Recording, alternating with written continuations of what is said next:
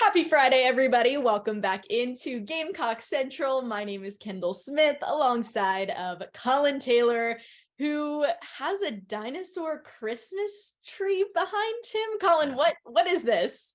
This is the one little bit of Christmas that I get to kind of help decorate.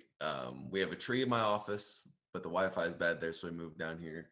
But we got these like T-Rex. There's some glittery ones on there.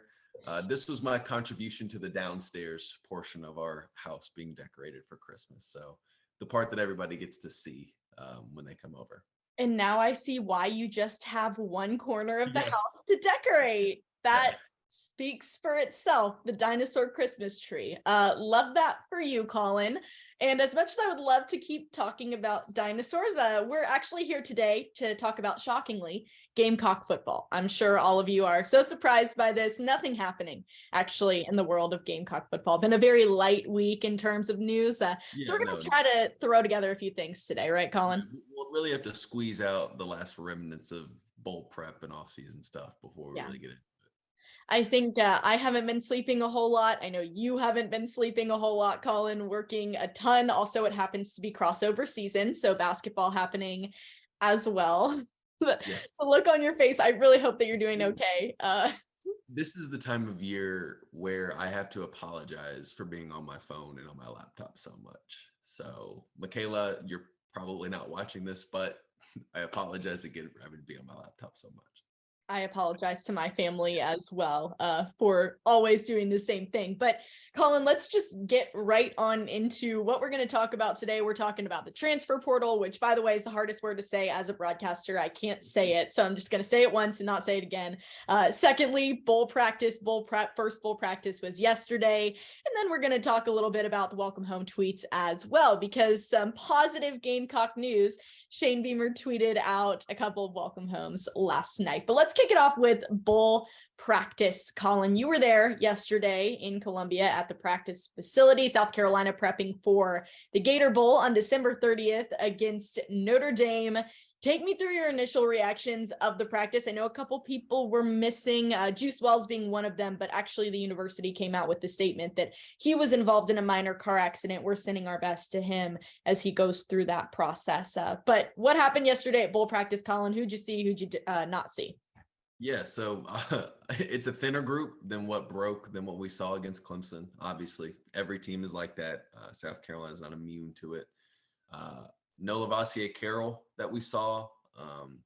No Juice Wells. Obviously, Dylan Wanham, Jalen Brooks were not there. Those were kind of the big ones that we didn't really know about. Obviously, Cam Smith, Zach Pickens, and Darius Rush were all obviously opting out of the bowl, and then the transfer portal guys weren't there. So those were the ones that we really didn't see. We'll kind of get updates on those guys as we go through bowl prep, through bowl practice, and what that means in terms of, are they just injured? Are they squaring a few things up? Have they opted out? So I know Wes had some updates on our insiders forum and on the practice report. So keep those behind the paywall and help me pay my mortgage. But one thing I did notice, first of all, the tight end room, very thin. You have Nate Adkins is your only healthy scholarship guy. Wyatt Campbell has moved over there from the offensive line. You have two walk-ons in DJ Twitty and Dave Adams who are working there. It's a really thin group. Nick Coleman, who had reportedly taken a job at UAB, is still finishing out some duties here at South Carolina. It looks like he was at practice working with the quarterbacks. Freddie Kitchens and Zeb Noland were all over there as well. They're kind of keeping it coy who the play caller will be, who the quarterbacks coach will be. But all three of those guys were over there. And that's really a lot of what we saw from practice. Nothing outside of the stuff that everyone's been talking about. That's kind of what practice looked like. Dowell Loggins was there yesterday, South Carolina's new offensive coordinator. He's not going to be calling plays at the bowl game, Shane Beamer already said, but I did see a couple interactions between him and Spencer Rattler. So how much was Loggins kind of involved yesterday? How much was he talking to the players, or was he kind of just observing? He was more or less observing. He might have said a few things here or there to them, small talk, but it wasn't like Spencer finishes a drill and Logan spends all this time breaking down his base and his throwing motion and all that stuff. So these few days of practice for him while they're in Columbia, going to be more evaluation, seeing what the roster looks like right now, and kind of what he might be working with as they rejoin things in January. So he was there spent an extensive amount of time from what we saw with the quarterbacks, but nothing in terms of coaching or install or anything like that with Dowell. So let's switch gears and talk about the portal. Not gonna say the whole word. I seriously can't say it. Like the portal. I feel like it's so commonplace now. I'm just portal. It's so difficult. I don't know what it is, but it's difficult for me to say the full phrase. So anyways, we're going to talk about the portal now. And South Carolina has lost some pretty significant players to it. Marshawn Lloyd, Jaheim Bell, Corey Rucker announced yesterday or the day before that he will be entering as well. Plenty of others that have left, not just South Carolina, but the portal in general is popping right now. So I kind of want to start it off with that. I think that it's like just commonplace to hit the panic button and be like, okay, like all these players are leaving. This is terrible. We ended the season with 2 huge wins. Why is everybody leaving? Bear in mind, same thing is happening to the Alabamas of the world, the Georgias of the world, LSU's, Ole Miss. They're having the same things happen. So Collyn, I want you to give a little pep talk, maybe bring everybody back down to earth a little bit. This is okay. And when the portal taketh, the portal giveth as well. We just haven't gotten to that point yet, right? Right. Yeah. There's some rightfully, I do understand the strife and the hesitancy, the what Shane Beamer would call the doom and gloom crowd. I get it. I'm not saying I don't. But from a numbers perspective, South Carolina is maybe on the lower end of total portal entries if you look at the grand scheme of things. The issue if you're South Carolina, and the frustrating part if you're South Carolina, is half of the portal guys, I think there are 9 scholarship guys, maybe in there, 11 total, are guys you really didn't want to lose. Marshawn being one of them, a guy that could have come back and been a focal point, your workhorse back. Jaheim, who oozes talent, oozes athleticism, never really found the right role here. You would have liked to seen him maybe come back and really develop.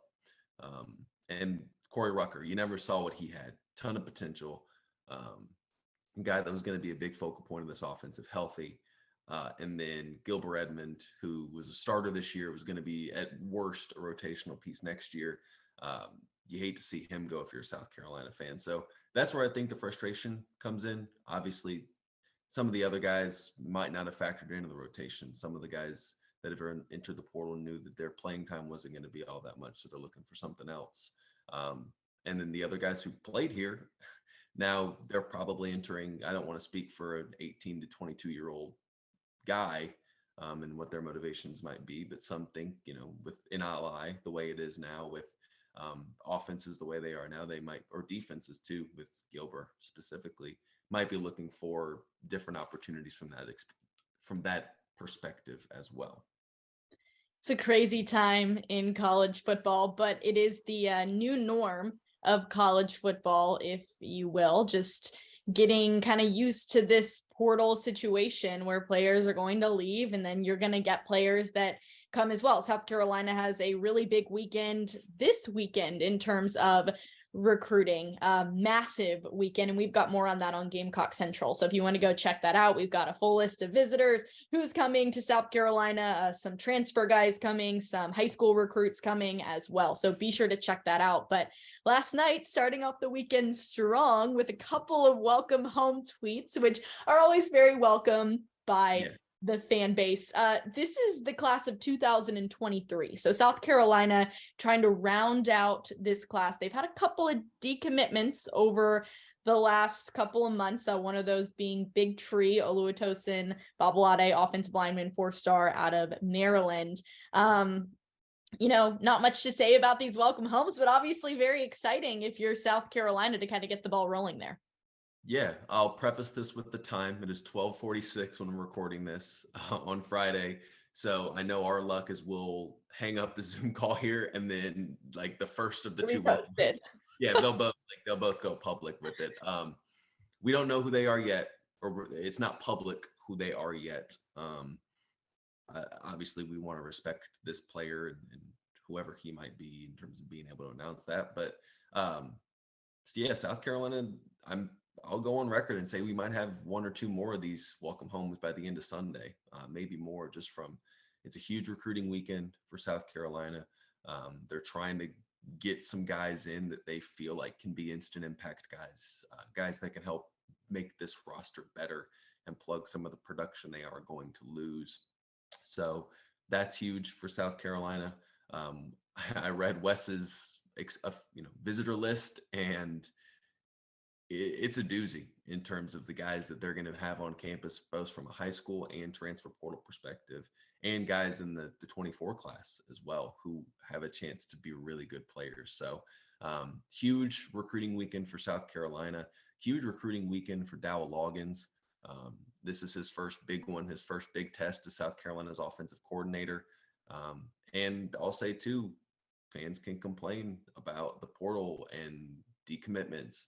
A lot of the guys who are on campus this weekend are committed to other universities and committed to or in the transfer portal. So for as much as it sucks when South Carolina gets a decommitment, for as much as it sucks when a guy enters the portal, South Carolina is trying to flip guys and get guys out of the portal too. So like you said, it gives and takes, but huge recruiting weekend for South Carolina.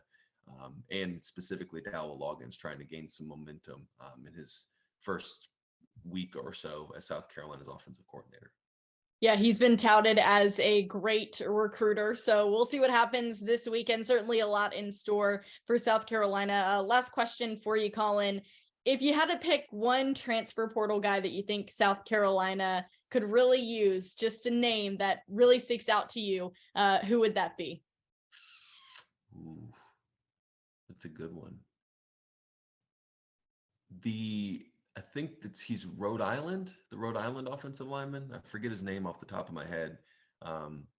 He's pretty good. And there's South Carolina has the potential to lose 3 or 4 starters off that offensive line. So I would say South Carolina needs that, or maybe a Trey Knox, just because I think if Nate Atkins rolls his ankle in bowl practice and can't play against the Irish, you and I might have to go out there and play some tight end at some point. So probably a tight end or two is going to be necessary if you're South Carolina getting into the portal.